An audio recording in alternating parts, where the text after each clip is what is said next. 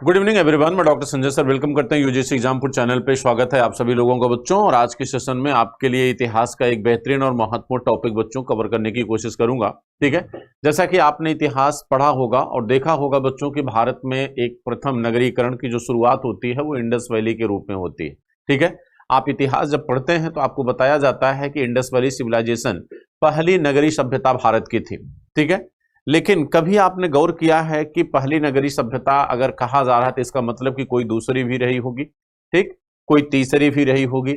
तो आज हम चर्चा करेंगे द्वितीय नगरीकरण की बच्चों, और आपको बताएंगे कि 620 में जो द्वितीय नगरीकरण भारत में आया, वह द्वितीय नगरीकरण जिस दौर में आया, जिस समय पीरियड में आया, वह एक टाइम पीरियड, एक ऐसा टाइम पीरियड था बच्चों जिसमें न केवल हमें नगरीकरण दिखाई देता है बल्कि धार्मिक परिवर्तन हमको दिखते हैं, साथ साथ सामाजिक बदलाव दिखता है और एक राजनीतिक बदलाव भी हमें दिखाई देता है।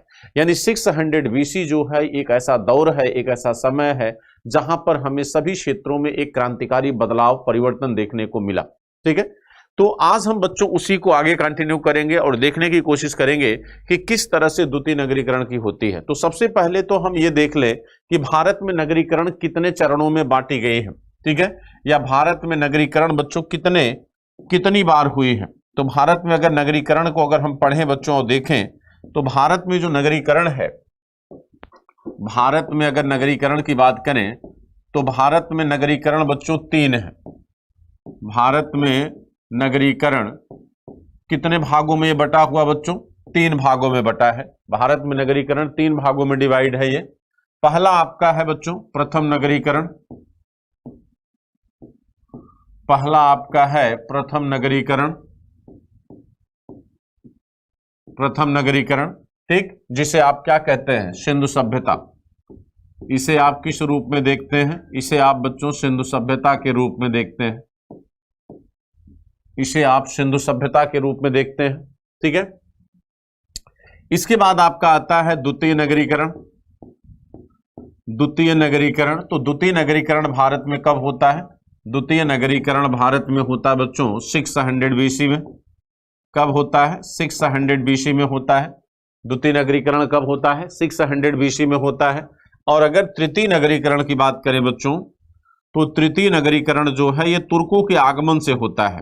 तृतीय नगरीकरण जो है थर्ड अर्बनाइजेशन आपका, ठीक है, थर्ड अर्बनाइजेशन जो है बच्चों, यानी तृतीय नगरीकरण जो है ये आपका होता है कब से कब तक? तुर्कों के आगमन से बच्चों। कब से होता है? तुर्कों के आगमन से। ये होता है आपका तुर्कों के आगमन से। ठीक, ये बच्चों आपका होता है तुर्कों के आगमन से। ठीक है, तो यहां पे 3 नगरीकरण भारत में आपको दिखाई देता है बच्चों। ओवरऑल भारत में नगरीकरण कितने हैं? 3 नगरीकरण है। तो पहला, इसको तो आप कभी न कभी पढ़े होंगे। आज जो हम चर्चा करेंगे वो आपके द्वितीय नगरीकरण की करेंगे। यानी आज हमारा जो डिस्कशन होगा वो द्वितीय नगरीकरण को लेके होगा बच्चों। ठीक है, तो द्वितीय नगरीकरण को लेकर डिस्कस करते हैं। आइए देखते हैं। देखिए, कहते बच्चों द्वितीय नगरीकरण की जो शुरुआत है वह 600 BC में होती है। द्वितीय नगरीकरण जो है ये आपका कब है? 600 BC।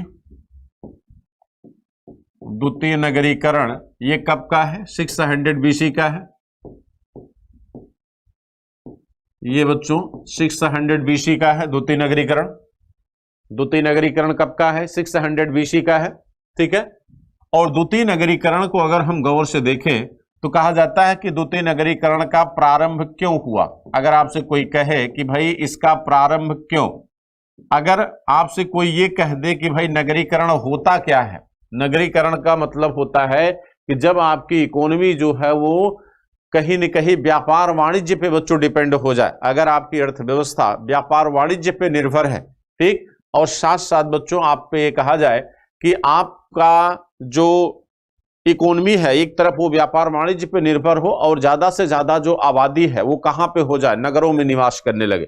ज्यादा से ज्यादा जो आबादी है वो कहां पे निवास करे बच्चों? नगरों में निवास करे, तो हम उसे नगरीकरण की संज्ञा देते हैं। अब भारत में अगर हम द्वितीय नगरीकरण की बात करें तो इसकी शुरुआत होती है बच्चों कब? 600 BC में। लेकिन क्यों बच्चों? अगर आप गौर करें तो ये वो समय है जब बच्चों क्या चल रहा है? उत्तर वैदिक काल।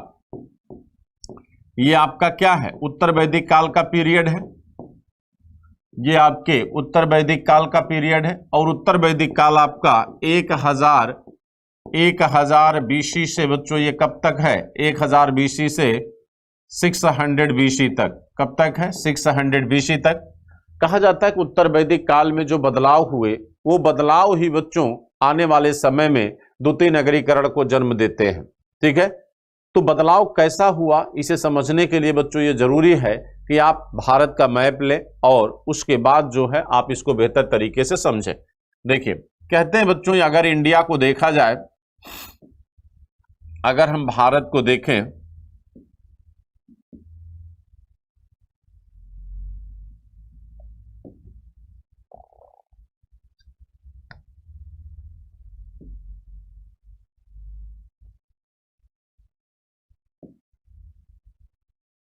अगर हम भारत को देखें बच्चों,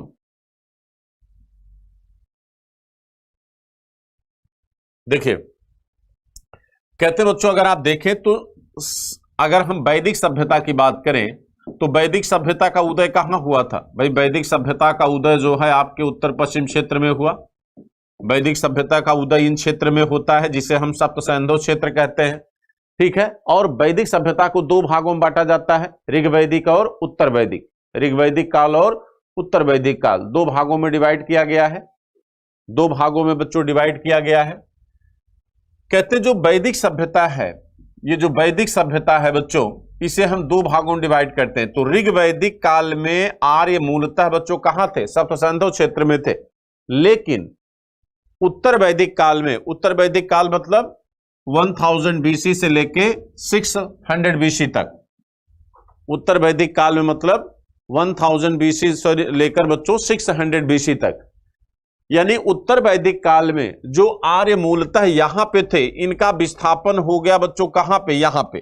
ठीक है, अब ये कहां आ गए? अब आ गए बच्चों ये मध्य गंगा घाटी में। अब ये आर्य कहां आ गए? इन क्षेत्रों में आ गए। ठीक, यानी उत्तर वैदिक काल में आर्य कहां आ गया? यहां पे आ गया। तो यहां पे आपने दो तरह के बदलाव और परिवर्तन देखे, दो चेंजेस आपको दिखाई दे रहे हैं। पहला, नंबर एक, अगर आप यहां पे गौर करें बच्चों, अगर आप यहां पे ध्यान दें, अगर आप यहां पे गौर करें तो पहला बदलाव क्या हो रहा है? पहला बदलाव आपके भौगोलिक विस्थापन का है।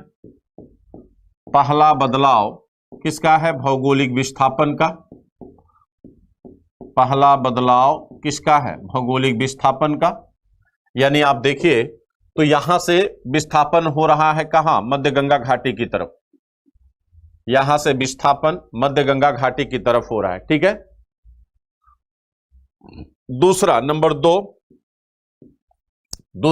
दो बच्चों, भौगोलिक विस्थापन के साथ साथ ये आपका कैसा क्षेत्र है? ये बेल्ट बच्चों कैसा बेल्ट है? ये एक उपजाऊ क्षेत्र है। ये कैसा क्षेत्र है? ये भाई मध्य गंगा घाटी का क्षेत्र है, जहां गंगा यमुना दोआब है। तो गंगा यमुना दोआब का क्षेत्र होने की वजह से बच्चों ये क्या है? एक उत्पादक क्षेत्र है, ये उपजाऊ क्षेत्र है बच्चों। कैसा क्षेत्र है? ये उपजाऊ क्षेत्र है। ये आपका कैसा क्षेत्र है? उपजाऊ क्षेत्र है। ठीक, तो दो परिवर्तन तो उत्तर वैदिक काल में हुआ। उत्तर वैदिक काल में दो परिवर्तन हुआ बच्चों। अब आप देखिए तीसरा परिवर्तन जरा देखिए, परिवर्तन नंबर 3। तीसरा परिवर्तन यह है बच्चों कि आपको पता है कि 1000 बीसी में सबसे पहले लोहे का क्या हुआ? आविष्कार हुआ। क्या हुआ बच्चों? लोहे का आविष्कार हुआ। 1000 बीसी में क्या होता है? लोहे का आविष्कार होता है। 1000 बीसी में बच्चों क्या हुआ? लोहे का आविष्कार हुआ। ठीक है, तो 1000 बीसी में लोहे का क्या होता है? आविष्कार होता है। लेकिन 600 बीसी तक आते आते बच्चों, 600 बीसी तक आते आते इसका कृषि में प्रयोग होने लगा। लेकिन पहले इसका हथियार के रूप में उपयोग होता था, लेकिन 600 बीसी तक आते आते इसका एग्रीकल्चर में क्या हो गया? यूज होने लगा। तो तीसरा बदलाव हुआ लोहे का प्रयोग। लोहे का प्रयोग बच्चों, लोहे का प्रयोग। अब देखिए तो लोहे का प्रयोग जब आप करोगे तो सबसे पहला परिवर्तन आपका भौगोलिक विस्थापन हुआ, और भौगोलिक विस्थापन के साथ साथ एक बड़ा बदलाव और हुआ बच्चों। ठीक है, एक बड़ा बदलाव और हुआ। आप जब पढ़ते हैं वैदिक काल तो वैदिक काल में दो वर्ण आप पढ़ते हैं, एक आर्य और दूसरा अनार्य। ये दो वर्ग आप पढ़ते हैं, आर्य और अनार्य। ये बच्चों क्या हो गया, आर्य और अनार्य, ये दो वर्ग आप पढ़ते हैं। तो आर्य मूलतः क्या थे, आर्य मूलतः बच्चों ये क्या थे, पशुपालक थे। आर्यों का व्यवसाय क्या था, पशुपालन करना। आर्य का व्यवसाय क्या है, पशुपालन, जबकि अनार्यों का व्यवसाय क्या था, कृषि। अनार्य का व्यवसाय क्या है, कृषि है। लेकिन 600 बीसी तक आते आते, 600 बीसी तक आते आते बच्चों अनार्यों ने भी क्या किया, अब जो है उन्होंने भी एग्रीकल्चर को बच्चों क्या किया, स्वीकार कर लिया। यानी अनार्य भी क्या कर लिए, एग्रीकल्चर अपना लिए। ठीक है, अनार्यों ने भी बच्चों क्या किया, एग्रीकल्चर अपना लिया। यानी अब आप देख सकते हैं यहां पे बच्चों, अब आप देख सकते हैं कि अनार्य जो है बच्चों, जो अनार्य थे, ठीक, यानी जो अनार्य हैं, अब इन्होंने भी बच्चों क्या, सॉरी आर्य जो थे, आर्य भी क्या हो गए, कृषि। आर्यों ने कृषि व्यवसाय अपना लिया।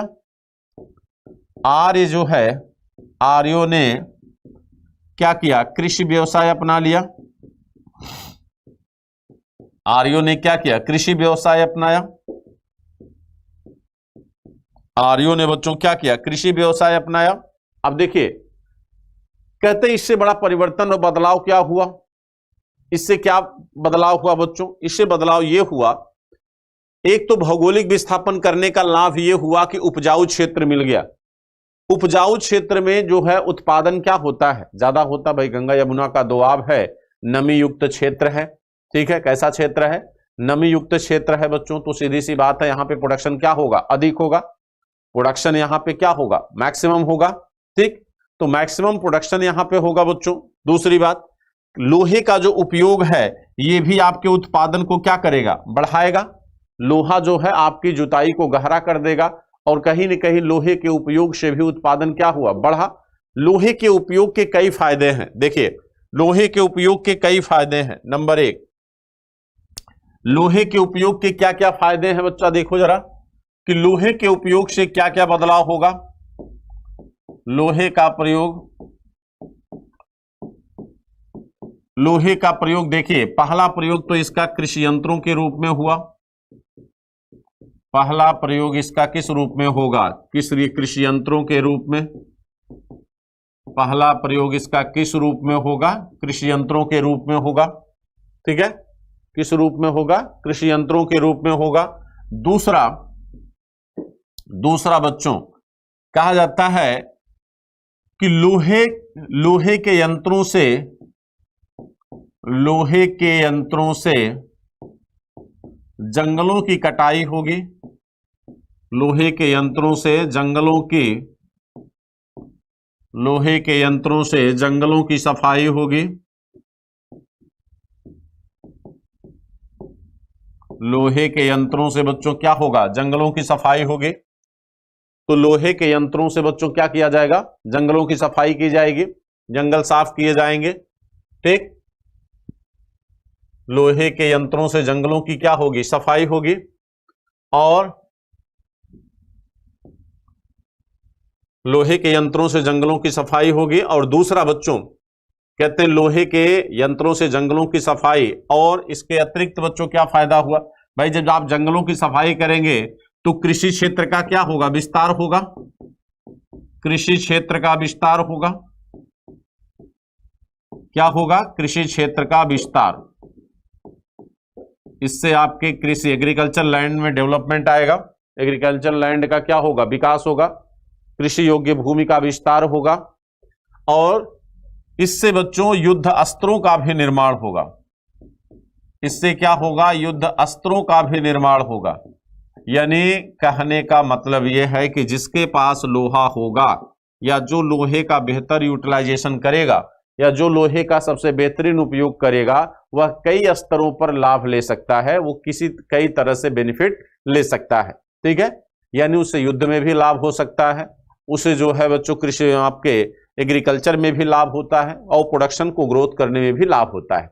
तो कई लेवल पे वो क्या कर सकता है, अपने लाभ को संचित कर सकता है। अब जरा इसी को पीछे आइए, बैक में जाके देखिए इसको जरा।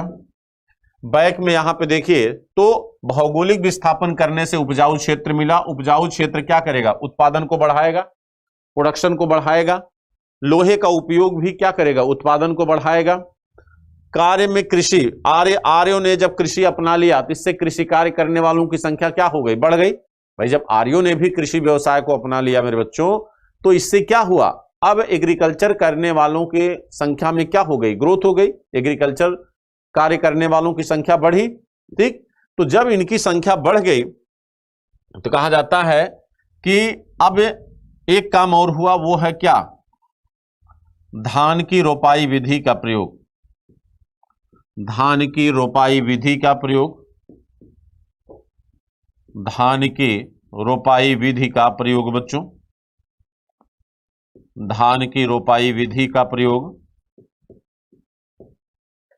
तो धान की रोपाई विधि का प्रयोग बच्चों किया गया। अब इससे क्या हुआ? भाई इसके पहले धान की छिटकवा विधि थी, और धान की छिटकवा विधि बच्चों कहीं ना कहीं जो है उतना बेहतर उत्पादन नहीं देती थी जितना बेहतर आप रोपाई विधि से ले सकते हैं। रोपाई विधि ने धान के उत्पादन में क्या किया? ग्रोथ किया। आप याद करिए बच्चों, भारत में इस समय धान आपकी क्या है? मुख्य फसल है। ठीक है, धान क्या है? मुख्य फसल है। कहा जाता है कि यहां पर बच्चों रोपाई विधि के आने से, रोपाई विधि के बच्चों आने से क्या हुआ कि अब जो है उत्पादन में क्या हुआ? ग्रोथ हुआ। उत्पादन आपका बढ़ा, और उत्पादन बढ़ने का लाभ ये हुआ बच्चों, कहा जाता है कि चावल जब मुख्य भोजन का अंग बना तो उसकी माड़ का उपयोग महिलाएं करती थी, और माड़ बच्चों गर्म करता है, इससे प्रजननशीलता में ग्रोथ हुआ। ठीक, और प्रजननशीलता के ग्रोथ होने से पॉपुलेशन बढ़ी। ठीक, ज्यादा से ज्यादा जन्म दर की वृद्धि हुई और ज्यादा से ज्यादा पॉपुलेशन ग्रोथ हुआ। तो जब कहीं भी पॉपुलेशन बढ़ती है, जनसंख्या ग्रोथ होती है, तो उसके कई लाभ भी होते हैं, कई उसके नुकसान भी होते हैं। जनसंख्या बढ़ने से आपका बाजार बड़ा हो जाता है, यानी डिमांड पैदा होती है, और तब अगर आप उत्पादन करते हैं और उस उत्पादन को खरीदने वाला व्यक्ति अगर मौजूद है तो अर्थव्यवस्था की क्या होती है? ग्रोथ होती है।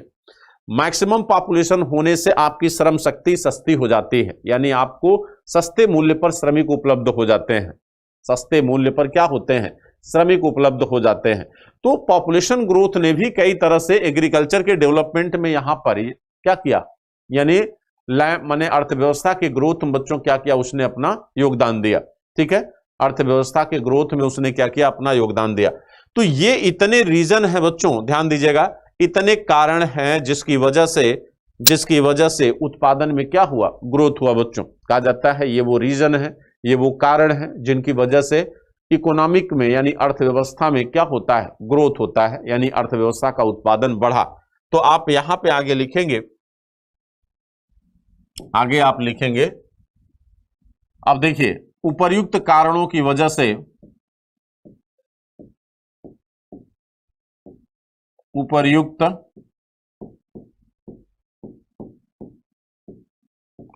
कारणों की वजह से, उपर्युक्त कारणों की वजह से,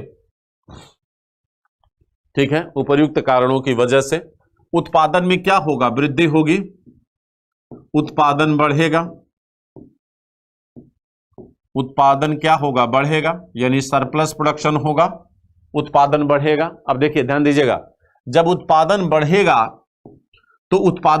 तो क्या होगा? विनिमय शुरू होगा। विनिमय माने व्यापार, विनिमय प्रारंभ होगा। विनिमय क्या होगा? प्रारंभ होगा। विनिमय बच्चों क्या होगा? प्रारंभ होगा, यानी व्यापार का जन्म होगा। हम क्या करेंगे? अब एक दूसरे से लेन देन को शुरू करेंगे।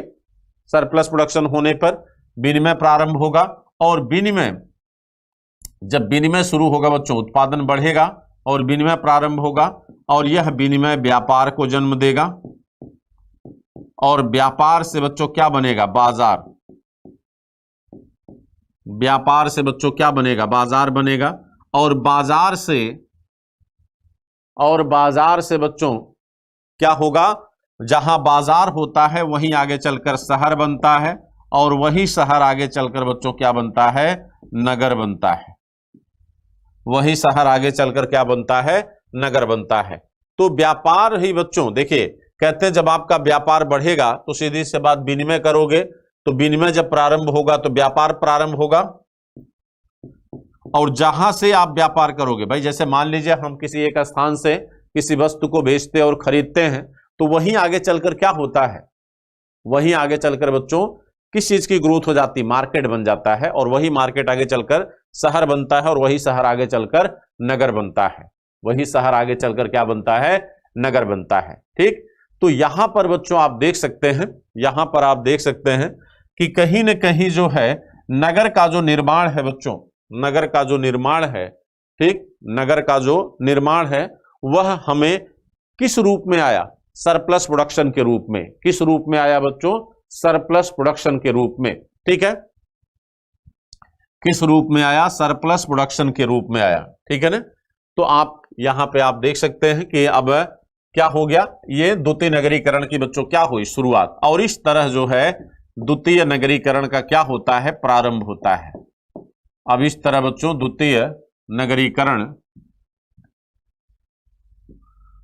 अब इस तरह बच्चों आपके द्वितीय नगरीकरण का क्या होता है, प्रारंभ होता है। इस तरह आपके द्वितीय नगरीकरण का क्या हुआ, प्रारंभ हुआ। ठीक है, तो द्वितीय नगरीकरण का जो प्रारंभ है बच्चों, द्वितीय नगरीकरण की जो शुरुआत है, ठीक है, द्वितीय नगरीकरण की जो शुरुआत है, अगर उसे गौर से देखा जाए, अगर उसे बच्चों हम गौर से देखें, द्वितीय नगरीकरण की जो शुरुआत है वो 600 बीसी में है। कब हो रही, 600 बीसी में। और द्वितीय नगरीकरण ये आर्थिक बदलाव है बच्चों। कैसा बदलाव है, आर्थिक बदलाव है। भाई सीधी सी बात है, अब अर्थव्यवस्था में क्या हो रही, ग्रोथ हो रही, आर्थिक बदलाव। आर्थिक बदलाव जो होता है वो सामाजिक बदलाव को जन्म देता है। जैसे आप अगर मान लीजिए शेड्यूल कास्ट से बिलोंग करते हैं और आप आईएएस की नौकरी पा जाते हैं, तो आपके अंदर एक भावना पैदा होती है कि मैं भी समाज में वह सम्मान अर्जित करूं जो कुलीन वर्ग के लोग या अपर कास्ट के लोग बच्चों प्राप्त करते हैं। तो सीधी सी बात है, आप क्या करते हो, अपना संस्कृतिकरण करना शुरू कर देते हो। संस्कृतिकरण का मतलब होता है कि अपना मॉडिफिकेशन करना बच्चों सामाजिक तौर पर। ठीक, यानी उन उच्च वर्ग के लोगों की विशेषताओं को क्या करना, स्वीकार करना। उच्च वर्ग के लोगों की विशेषताओं को क्या करना, स्वीकार करना बच्चों। तो यहां आर्थिक बदलाव जो है बच्चों ये क्या करेगा, ये सामाजिक बदलाव को जन्म देगा। यह किस तरह के बदलाव को जन्म देगा, ये सामाजिक बदलाव को जन्म देगा। ये सामाजिक बदलाव को जन्म देगा। ठीक है, आर्थिक बदलाव बच्चों ये क्या करेगा, ये सामाजिक बदलाव को जन्म देगा। ठीक, अब देखिए, तो ये सामाजिक बदलाव किस रूप में दिखेगा, कहते हैं बच्चों यही वो दौर है जब हमारी जो वर्ण व्यवस्था है, हमारी जो वर्ण व्यवस्था है, तो वर्ण व्यवस्था आप पढ़े होंगे तो आप वहां देखे होंगे कि सबसे ऊपर कौन सा वर्ण होता है, वहां पर सबसे ऊपर कौन सा वर्ण होता है। तो सबसे ऊपर बच्चों वहां पे आपका वर्ण होता है कौन सा, सबसे ऊपर जो वर्ण होता है वो है आपका कौन सा वर्ण, ब्राह्मण वर्ण होता है। लेकिन यहां पर बच्चों एक बदलाव दिखेगा, और वह बदलाव किस रूप में दिखेगा, सबसे ऊपर यहां क्षत्रिय वर्ण आपको मिलेगा। सबसे ऊपर यहां पे कौन सा वर्ण होगा, क्षत्रिय वर्ण होगा। ठीक, सब, और दूसरे स्थान पे आपका ब्राह्मण वर्ण होगा। ब्राह्मण आपका बच्चों दूसरे स्थान पे होगा, ब्राह्मण वर्ण आपका दूसरे स्थान पे। तीसरे पे आपका क्या होगा, वैश्य होगा। तीसरे पे वैश्य और चौथे पे आपका शूद्र होगा। तो यहां पर आपको एक परिवर्तन दिख रहा है, और वो परिवर्तन किस रूप में है, वो परिवर्तन आपको कहीं न कहीं वर्णक्रम के रूप में है बच्चों। वह परिवर्तन किस रूप में है, वर्णक्रम के रूप में है। तो यहां से आपको बदलाव देखने को मिल रहा है बच्चों, ये आपको इंटरचेंज आपको यहां पे दिख रहा है। ठीक, तो ये सामाजिक बदलाव है। ये कैसा बदलाव है, ये सामाजिक बदलाव है, जो कैसे आया, आर्थिक बदलाव की वजह से आया। ठीक है, क्योंकि भाई सीधी सी बात है बच्चों, आप अगर देखेंगे तो इस समय जो क्षत्रिय वर्ण है वह कहीं न कहीं जो है ब्राह्मण वर्ण से अधिक मजबूत दिखाई देगा। और वो इसलिए है क्योंकि यही वो दौर है। ध्यान दीजिएगा बच्चों, राजनीतिक बदलाव को आप देख लें तो सामाजिक बदलाव आपको ऑटोमेटिक समझ में आ जाएगा। ठीक है, आप पहले राजनीतिक बदलाव को देखिए, सामाजिक बदलाव आसानी से आपको समझ में आ जाएगा। ठीक, देखिए कहते हैं यहां पे,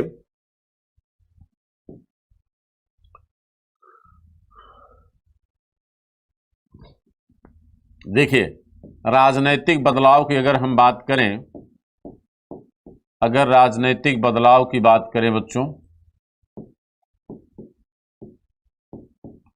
राजनैतिक बदलाव। तो राजनैतिक बदलाव भाई 600 BC में क्या था? 600 BC में आपके 16 महाजनपद थे। 600 BC में क्या थे? 16 महाजनपद थे। 600 BC में आपके क्या थे बच्चों? 16 महाजनपद थे। 600 BC में 16 महाजनपद हुआ करते थे।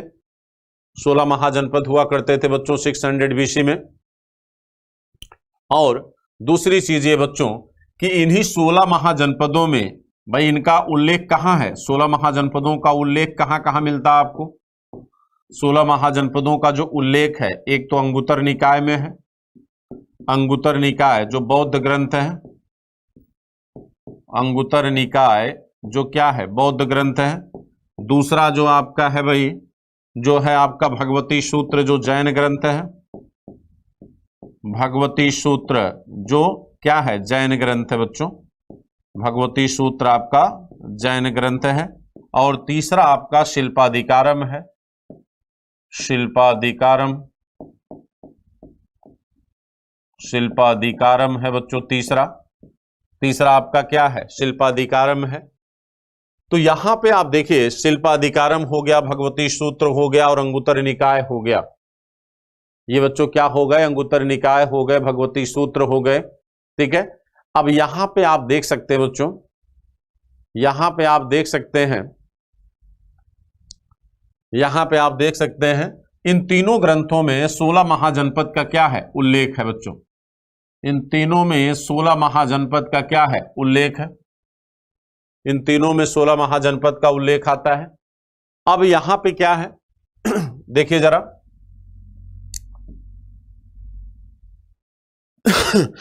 कहते हैं बच्चों कि 16 महाजनपदों में एक महाजनपद आपका था मगध महाजनपद। 16 महाजनपद में एक मगध महाजनपद था। एक महाजनपद आपका कौन सा है? मगध महाजनपद। 16 महाजनपदों में एक आपका कौन सा है? मगध महाजनपद है। और मगध महाजनपद बच्चों क्या है? मगध महाजनपद जो है, ये मगध महाजनपद जो है अपने पड़ोसी राज्यों को क्या करता है? धीरे धीरे अपने अपने पड़ोसी महाजनपदों को जीतना शुरू करता है। और यह मगध अपने आप को कन्वर्ट कर लेता है किस रूप में? राज्य के रूप में बच्चों। और यही मगध आगे चलकर राजनीति का क्या बनता है? केंद्र बनता है। तो आप एक टॉपिक पढ़ते हैं कि मगध के उत्कर्ष का कारण। मगध पहला ऐसा महाजनपद था बच्चों जो अपने को राज्य में कन्वर्ट करता है। यानी यहां से राज्य और साम्राज्य की संकल्पना का विकास होता हुआ आपको दिखाई देगा। यहीं से बच्चों राज्य और साम्राज्य की संकल्पना का क्या होगा? विकास होगा। तो पहली बार आपको देखिए बच्चों, पहली बार आपको यहां पे एक ऐसी सिस्टम, एक ऐसी व्यवस्था देखने को मिलती है, एक ऐसी व्यवस्था देखने को मिलती है जहां पर राजनीतिक बदलाव आप देख सकते हैं। तो यहां पे बच्चों 16 महाजनपदों में अगर आप गौर करेंगे तो 16 महाजनपद जो है बच्चों,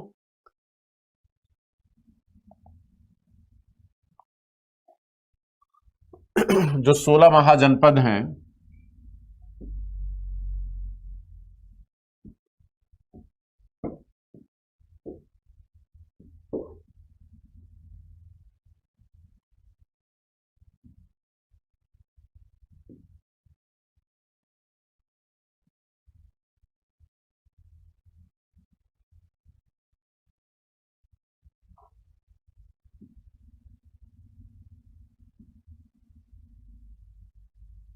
देखिए इसमें जो है आपका 16 महाजनपद में कौन कौन आते हैं?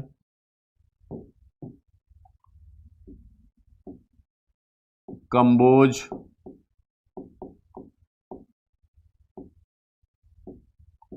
गंधार, कंबोज हो गया, गंधार हो गया। ठीक है। आपका बच्चों राजस्थान में आपका मत्स्य महाजनपद, मत्स्य महाजनपद है राजस्थान में। ठीक है। मत्स्य महाजनपद हो गया राजस्थान में बच्चों। और इसके अतिरिक्त जो है मत्स्य महाजनपद के बाद आपका आता है बच्चों यहां मथुरा, सूरसेन, सूरसेन महाजनपद।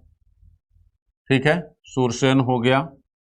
इसके बाद आपका यहां पे श्रावस्ती हो गया।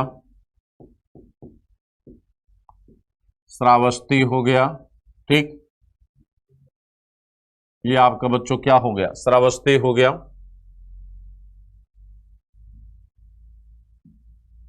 ये आपका श्रावस्ती हो गया।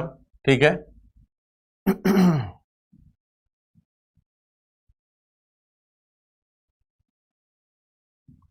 ये आपका श्रावस्ती हो गया। श्रावस्ती से नीचे आप आओगे तो यहां पे आपको मिलेगा पांचाल।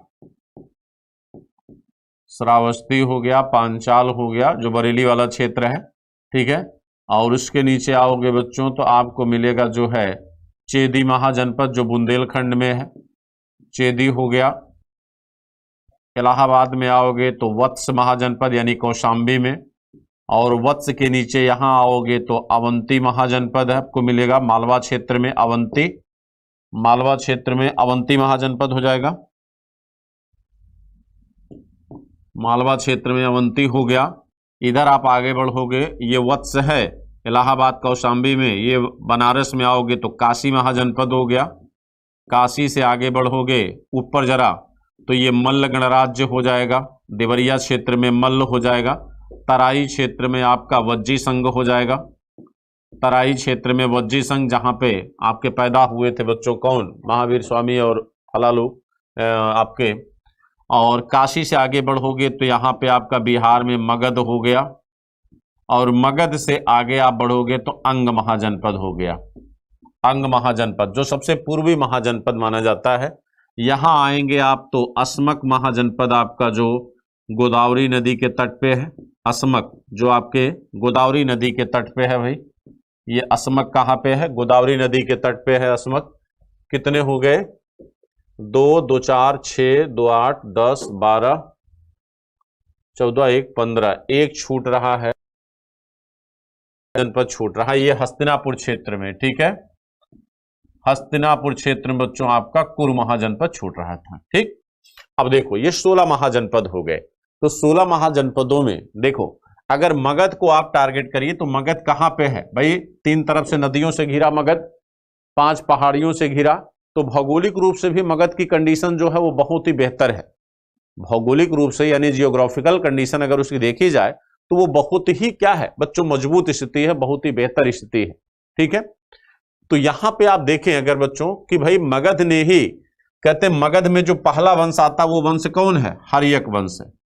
मगध में जो पहला वंश आया वह वंश कौन सा है, हर्यक वंश है। मगध का पहला वंश बच्चों कौन सा है, हर्यक वंश। ठीक, मगध का पहला वंश कौन सा है, हर्यक वंश है। मगध में पहला वंश बच्चों आपका हर्यक वंश है, हर्यक वंश है। अब देखिए कहते हैं हर्यक वंश में पहला शासक आपका बिंबसार है। हर्यक वंश में पहला शासक आपका कौन है, बिंबसार। तो बिंबसार ने किस तरह से मगध का विस्तार किया बच्चों, बिंबसार ने राजनीति में एक नए संबंध का समावेश किया, और वह नया संबंध क्या है, वो नया संबंध है बच्चों वैवाहिक संबंध। अगर आप गौर करें तो कहा जाता है कि इसने दोनों चीजों को अपनाया बच्चों, एक विजय की नीति को अपनाता है, विजय की नीति को भी अपनाया, और वैवाहिक संबंधों को भी अपनाया, विजय की नीति को भी और वैवाहिक संबंधों को भी, विजय नीति और वैवाहिक संबंधों दोनों को बच्चों इसने क्या किया, महत्व दिया। ठीक है, दोनों को इसने क्या किया, महत्व दिया।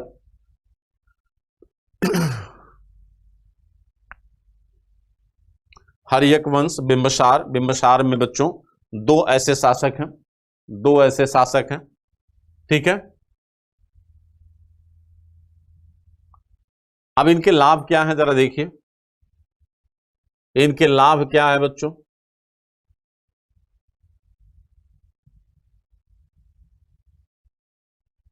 देखिए किस तरह, पहले विजय नीति उसकी देखिए, विजय नीति कहां पे अपनाता है भाई, विजय नीति उसने किसके खिलाफ यूज किया, अंग के। अंग का राजा इस समय कौन है, ब्रह्मदत्त। यहां का राजा बच्चों कौन था, ब्रह्मदत्त था। और अंग के खिलाफ ही सबसे पहले इसने विजय का प्रारंभ क्यों किया, उसका रीजन है, अंग को अगर आप देखें तो ये सबसे पूरब में है बच्चों, क्या है, सबसे पूरब में है, और इसकी सहायता ना तो मल्ल कर सकता ना काशी कर सकता है। यानी अंग को मगध अकेले और आसानी से जीत सकता था, अंग को अकेले और आसानी से जीत सकता था बच्चों ये, और इसीलिए सबसे पहले इसने अंग को क्या किया, जीत लिया। तो जब अंग को जीत लिया तो इसका राज्य क्षेत्र कहां तक आ गया, आपके पश्चिमी बिहार, यानी अंग का मतलब आज का पूर्णिया जिला, अंग का मतलब बच्चों आज का क्या है, पूर्णिया जिला। तो यहां तक इसका क्या हो गया, विस्तार हो गया, यहां तक इसका क्या हो गया, विस्तार हो गया। ठीक है, अब देखिए कहते हैं यहां तक जब इसका विस्तार हो गया बच्चों, तब इसने किस पे नजर डाली, काशी पे। और काशी पे अभी नियंत्रण किसका है, श्रावस्ती का। काशी किसके कंट्रोल में है, श्रावस्ती के। और श्रावस्ती का राजा कौन है, प्रसेनजीत। श्रावस्ती का राजा कौन है, प्रसेनजीत। श्रावस्ती के राजा कौन है, प्रसेनजीत। बच्चों क्या है, श्रावस्ती के राजा है, प्रसेनजीत क्या है, श्रावस्ती के राजा। प्रसेनजीत का कंट्रोल किस पे है, काशी पे। अब मगध को क्या चाहिए, काशी चाहिए, लेकिन अवंती का राजा जो है कौन है, चंडप्रदोत। अवंती का राजा कौन है, चंडप्रदोत। अब देखिए चंडप्रदोत की भी नजरें किस पे हैं, काशी पे। ये भी चाहता है किसे, काशी को चाहता है। अब समस्या यह है कि अगर मगध डायरेक्ट काशी पे अटैक करेगा तो मगध को अवंती से भी युद्ध करना पड़ेगा, वत्स से भी करना पड़ेगा और श्रावस्ती से भी करना पड़ेगा, है कि नहीं भाई। अगर आप जबरदस्ती करोगे आज के रसिया की तरह, तो कहीं न कहीं यूक्रेन भी रसिया का विरोध करेगा, और आने वाले समय में हो सकता है पड़ोसी नाटो राष्ट्र और अमेरिका जैसे देश भी विरोध में खड़े हो जाएं, है कि नहीं। तो यहां पर जो है बच्चों, यहां पर कहीं न कहीं क्या है, आपको कोई और तरीका अपनाना होगा, और इसीलिए इसने एक नया रास्ता ढूंढ निकाला जिसे हम क्या कहते हैं, वैवाहिक संबंध। ठीक, तो इसने क्या किया भाई, इसने क्या किया बच्चों, जो प्रसेनजीत थे इनकी बहन का नाम था महाकोशला। इनकी बहन का क्या नाम था, महाकोशला, इनकी बहन का नाम था। महाकोशला से हर्यक वंश के राजा बिंबिसार ने क्या किया, विवाह कर लिया। इन दोनों के बीच बच्चों क्या हो गए, विवाह हो गए। इन दोनों के बीच विवाह संबंध स्थापित हुए। इन दोनों के बीच क्या हो गए बच्चों, विवाह संबंध स्थापित हुए। और दोनों के बीच जब वैवाहिक संबंध स्थापित हुआ, ठीक है, दोनों के बीच बच्चों जब वैवाहिक संबंध हुआ, तो प्रसेनजीत ने काशी को, ध्यान दीजिएगा, किसको, काशी को दहेज के रूप में, किस रूप में, दहेज के रूप में बच्चों, काशी को दहेज के रूप में, दहेज के रूप में दे दिया। काशी को बच्चों क्या किया, दहेज के रूप में दे दिया, किसे, बिंबिसार को। किसे दे दिया, बिंबिसार को दे दिया। काशी दहेज के रूप में मिल गई बच्चों, किसे, बिंबिसार को मिल गई। काशी दहेज के रूप में किसे मिल गई, बिंबिसार को मिल गई बच्चों। अब देखिए, तो अब मगध का विस्तार पूर्व में कहां तक हो गया, काशी तक। कहां तक हो गया, काशी तक हो गया। और मल्ल गणराज्य की राजकुमारी से भी बच्चों इसने क्या किया, विवाह किया। आपको याद होगा, सॉरी, वज्जी संघ, वज्जी संघ में कहीं न कहीं बच्चों लिच्छवी गणराज्य का नाम आपने सुना होगा, जिसके प्रमुख चेटक हुआ करते थे। ठीक, और उनकी बहन से बच्चों इन्होंने क्या किया, विवाह किया। ठीक है, जिसका नाम क्या है, चलना। चलना से विवाह किया, तो वज्जी संघ से भी इनके अच्छे संबंध हो गए। यानी अब जो है मगध का विस्तार कहां तक हो गया, यहां तक। ये पूरा का पूरा क्षेत्र जो है मगध के प्रभाव में आ गया, और वैवाहिक संबंधों के माध्यम से बच्चों मगध ने अपनी स्थिति को क्या कर लिया, मजबूत कर लिया। मगध ने अपनी स्थिति को बच्चों क्या कर लिया, मजबूत कर लिया। अब देखिए, कहते जब मगध की स्थिति मजबूत हो गई बच्चों, तो ये काम हुआ किसके समय, बिंबिसार के समय।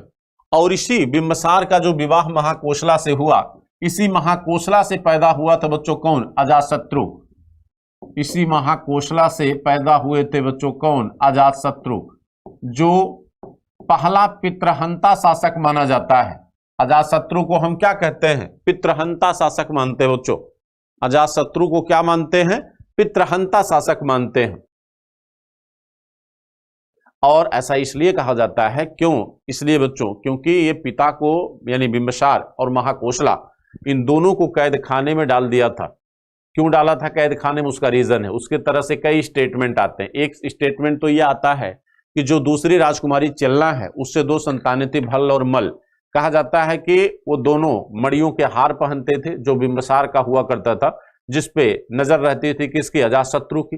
कहा जाता है कि जब चरानी चलना जो है, इन दोनों अपने पुत्रों को लेकर मायके जाने लगी, तो प्रेम से अजातशत्रु ने वो मड़ियों की माला उन दोनों के गले में डाल दिया।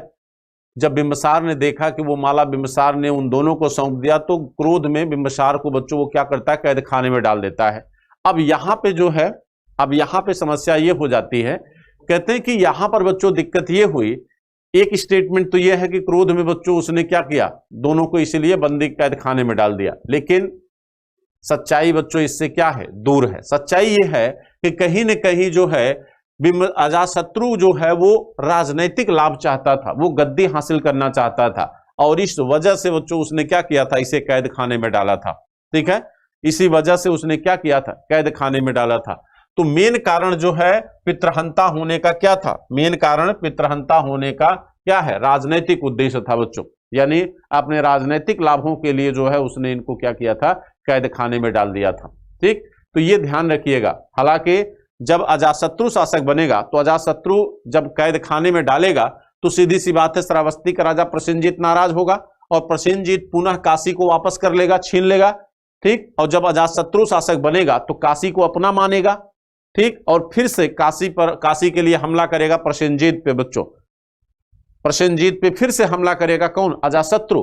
तो अजातशत्रु और प्रसेनजीत के बीच दो युद्ध होते हैं, एक युद्ध में प्रसेनजीत विजयी होते हैं, लेकिन दूसरे युद्ध में बच्चों आपके प्रसेनजीत हार जाते हैं। और जब ये हार जाते हैं प्रसेनजीत बच्चों, तो उन्होंने क्या किया, प्रसेनजीत ने अपनी पुत्री वाजिरा का विवाह कर दिया, किससे, अजातशत्रु से, और पुनः काशी दहेज के रूप में दे दिया, किसे, जो है अजातशत्रु को। और इस तरह बच्चों अजातशत्रु जो है पुनः काशी को क्या करता है, प्राप्त कर लेता है। पाटलिपुत्रा में पोलिब्रोथा नाम ग्राम की स्थापना अजातशत्रु ने ही किया था बच्चों, जो आगे चलकर उदाइन के समय क्या बनेगा, पाटलिपुत्र बनेगा। और दूसरी चीज ये कहा जाता है कि यही अजातशत्रु है जिसके समय आपकी प्रथम बौद्ध संगीति का आयोजन राजगृह में किया जाएगा। तो इसको और भी आगे देखेंगे डिटेल में बच्चों अगली क्लास में। तो फिर कल मिलते हैं आप सभी को। ठीक है, तो आज के लिए बच्चों यहीं तक, फिर मिलते हैं नेक्स्ट क्लास में। थैंक यू, धन्यवाद, जय हिंद, जय भारत।